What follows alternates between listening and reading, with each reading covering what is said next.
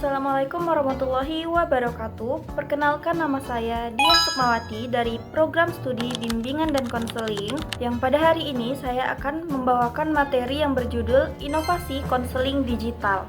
Sebelum melakukan presentasi, izinkan saya untuk mengucapkan puji dan syukur atas kehadiran Allah Subhanahu wa Ta'ala, di mana pada hari ini saya masih berkesempatan untuk menyampaikan materi berikut ini. Baik, langsung saja saya akan memulai presentasi pada hari ini. Materi yang akan saya bawakan itu berjudul Inovasi Konseling Digital. Sebelumnya saya ingin bertanya, pernahkah kalian merasa lebih nyaman melakukan konseling ataupun curhat secara online melalui telepon ataupun chatting kepada teman ataupun konselor daripada melakukan konseling secara langsung atau tatap muka?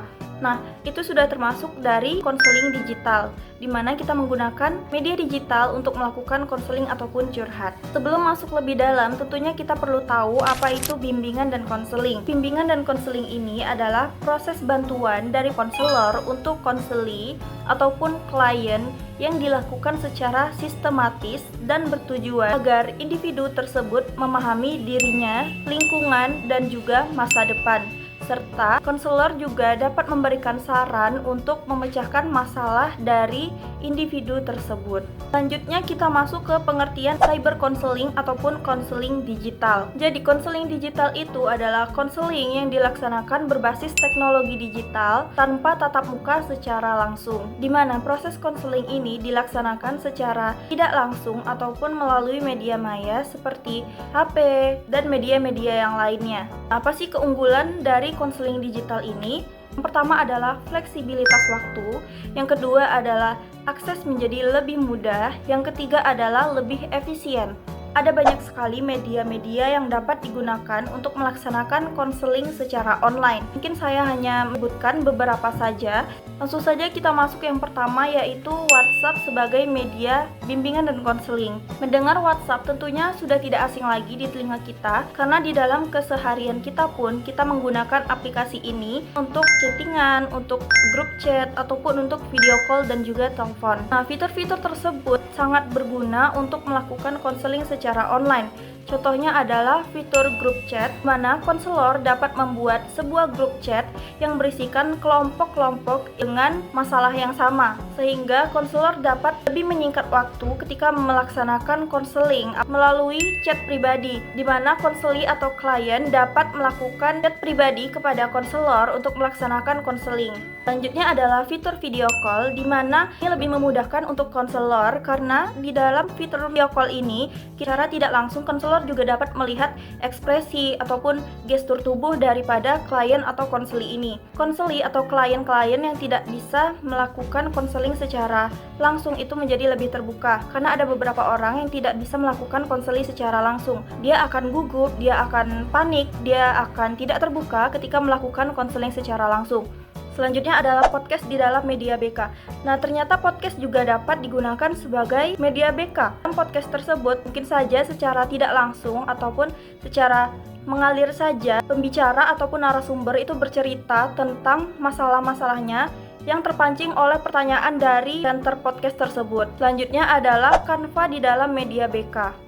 Canva adalah aplikasi desain grafis untuk membuat poster, infografis, ataupun materi-materi BK. Canva ini juga dapat membantu guru BK membuat desain yang lebih menarik sehingga para siswa ataupun para konseli itu lebih tertarik. Canva juga dapat digunakan untuk proyek kolaboratif siswa atau seorang guru BK membuat sebuah kelompok secara tidak langsung membuat para siswa ini berkolaborasi di dalam aplikasi Canva, juga termasuk di dalam konseling kelompok. Selanjutnya adalah web e-konseling. Contohnya adalah Halodoc, Zedemi, ataupun aplikasi dan website lainnya. Keuntungan menggunakan web e-konseling ini, yang pertama adalah mencegah adanya cyberbullying, di mana ketika kita menggunakan website e-konseling ini tentunya kita lebih personal, itu konselor dan konseli saja, tidak ada orang lain, di mana hal itu membuat asas kerahasiaan dari konseling sangat terjaga. Selanjutnya adalah efisiensi waktu dan biaya, di mana ketika menggunakan web e-counseling ini lebih dapat menyingkat waktu dan biaya. Baik, selanjutnya kita masuk ke tantangan dalam menggunakan media digital. Pertama adalah keterbatasan interaksi tatap muka,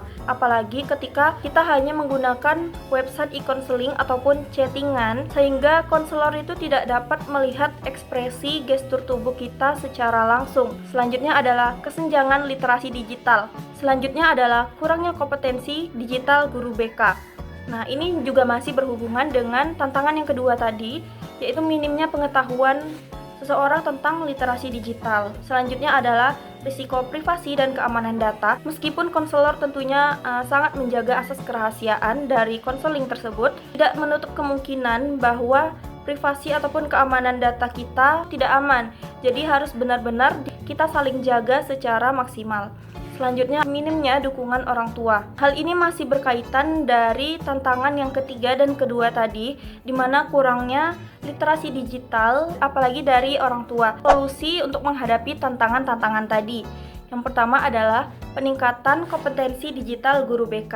Kita sebagai guru BK tentunya harus belajar tentang literasi digital, sehingga kita harus paham dulu bagaimana penggunaan media digital yang baik dan benar. Yang kedua adalah program literasi digital bagi siswa. Program literasi digital itu sebenarnya sangat penting dilakukan di sekolah-sekolah ataupun di lingkungan sekitar. Selanjutnya adalah pemanfaatan media sosial secara positif, mana kita harus pandai untuk mengelola media sosial kita secara lebih positif. Selanjutnya adalah perlindungan privasi dan data konseli. Selanjutnya adalah kolaborasi dengan orang tua, di mana orang tua harus mendukung adanya konseling secara online sehingga konseli dapat berjalan lebih maksimal. Inovasi digital menjadikan layanan BK menjadi lebih fleksibel, kreatif, dan juga efektif. Guru BK perlu terus beradaptasi dan mengembangkan kompetensi digital, dan teknologi bukan hanya menjadi pengganti hubungan manusia, tetapi juga menjadi penguat layanan kemanusiaan. Baik, mungkin itu saja yang bisa saya sampaikan. Mohon maaf apabila ada kesalahan kata ataupun kesalahan informasi yang saya sampaikan.